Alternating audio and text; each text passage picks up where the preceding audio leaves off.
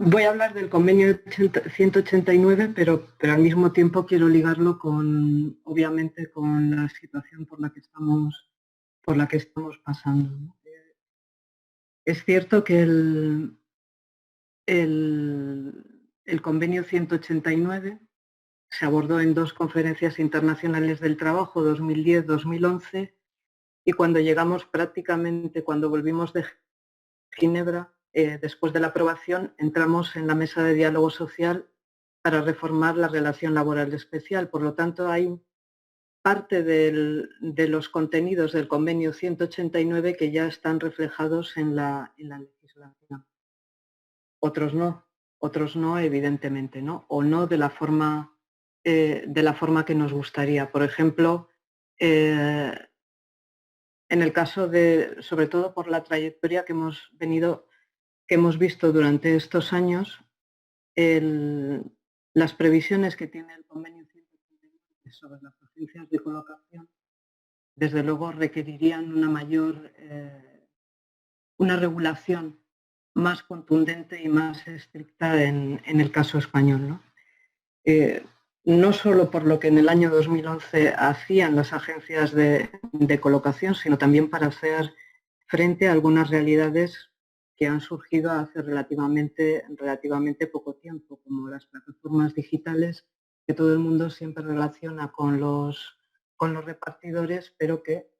intervienen también en otros sectores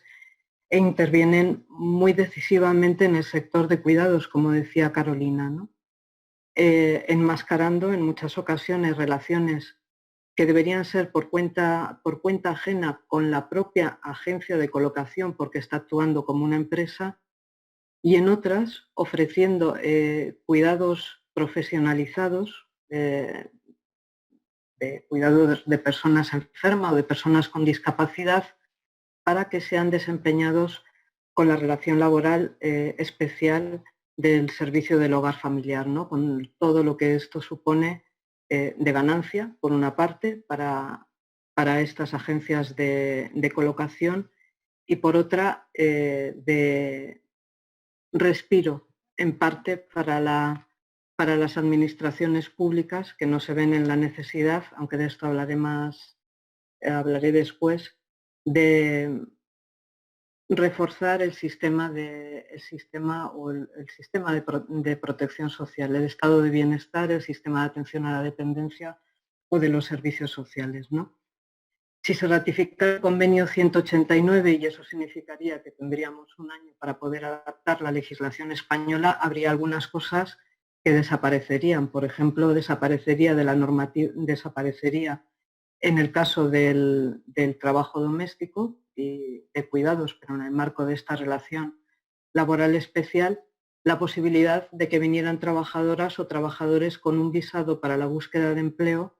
para buscar empleo en España. Es verdad que esta fórmula no se utiliza desde hace algunos años, pero sí se ha utilizado en ocasiones, ¿no? Es decir, que vinieran personas sin tener un contrato de trabajo, cosa que, según el convenio, no es posible. Todos los trabajadores y trabajadoras del hogar tienen que venir sabiendo cuáles son sus condiciones de trabajo, que vinieran con un visado y que buscaran empleo durante 3 meses. Y si no lo encontraban, pues que volvieran al país de origen, ¿no? Esta fórmula se utiliza desde hace dos años exclusivamente para hijos o nietos de españoles de origen. Si se ratificara el convenio 189, tendríamos que reforzar la inspección de trabajo, tendríamos que establecer procedimientos específicos de investigación y de queja y que sean eficaces incluso en el caso de que pudiera ser compatible con nuestra legislación nacional, en qué casos puede estar autorizada la entrada en un domicilio familiar. Pero más allá del convenio 189, de ratificarlo o no ratificarlo, que evidentemente nosotros, desde que llegamos en el año 2011, siempre hemos pedido la ratificación, lo que hace falta sobre todo es voluntad política. Durante los años del gobierno del Partido Popular no hubo voluntad política de seguir adelante con los avances que se habían logrado con las reformas que entraron en vigor en el año 2012. Y de hecho, lo que primó durante esos años fue la visión puramente utilitarista de las trabajadoras del hogar. Las trabajadoras del hogar son un medio para conseguir un fin que tiene que ver con la protección de las familias, con el cuidado de los menores, con el cuidado de los mayores, pero sin hablar de las condiciones de trabajo, como si no fueran trabajadoras.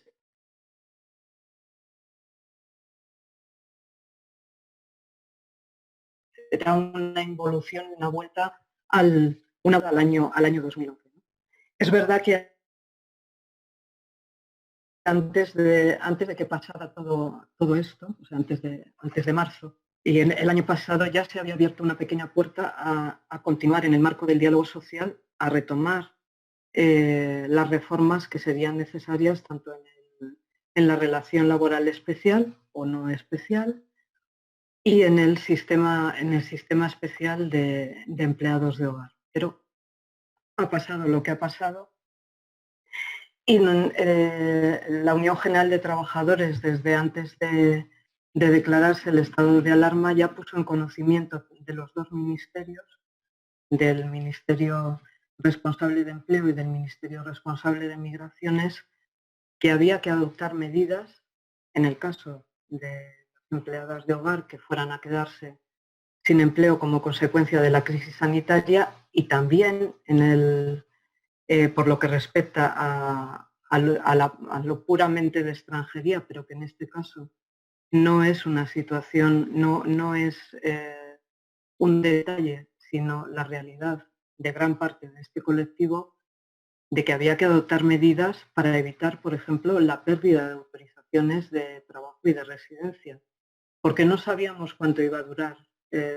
la situación de confinamiento, pero sí sabíamos que con el cierre de las oficinas de extranjería no se iban a poder renovar las autorizaciones de trabajo y de residencia y podíamos encontrarnos en una situación como la que en el año 2009, con la crisis económica, ya nos llevó a reformar el reglamento de la ley de extranjería. Por una parte, es verdad que ahora mismo sí que existe una orden que prorroga las autorizaciones de trabajo y de residencia y que las va a prorrogar durante 6 meses una vez que finalice el estado de alarma y además seguimos hablando con el Ministerio para poder flexibilizar los requisitos de renovación, porque evidentemente una persona, una trabajadora del hogar o una trabajadora o un trabajador que tiene una autorización de trabajo de residencia, cuando la quiera renovar, probablemente no va a poder cumplir las condiciones porque son los primeros en perder los puestos de trabajo. Por ejemplo, en el caso de los datos de pérdida de empleo de la última quincena del mes de marzo, más de la mitad de los empleos perdidos, en el caso del Sistema Especial de Empleados de Hogar, fueron de personas de nacionalidad extranjera, de mujeres de nacionalidad extranjera. Siempre son los primeros en salir de los puestos de trabajo y los que se quedan más desprotegidos. Por otra parte, por eso digo que lo importante, más que no quisiera establecer prioridades, pero ratificar el convenio 189 sin la apertura de un proceso de diálogo social que permita avanzar en la equiparación de derechos, tal como decía Carolina, de un sector que emplea solamente en términos de afiliación, donde están prácticamente el 5% de las mujeres afiliadas lo están a este sistema especial de empleados de hogar. Si no se emprenden esa serie de modificaciones, la mera ratificación del convenio 189 probablemente no vaya a hacernos avanzar lo suficiente, porque quiero recordar, por ejemplo, que en el caso cuando el convenio habla tanto de la salud y seguridad en el trabajo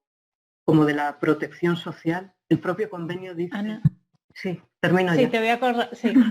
la posibilidad de equipararlos progresivamente, con lo cual podemos encontrarnos con que ratificamos el convenio y volvemos a entrar en otro proceso de progresión hasta la equiparación en términos de protección social o de salud y seguridad.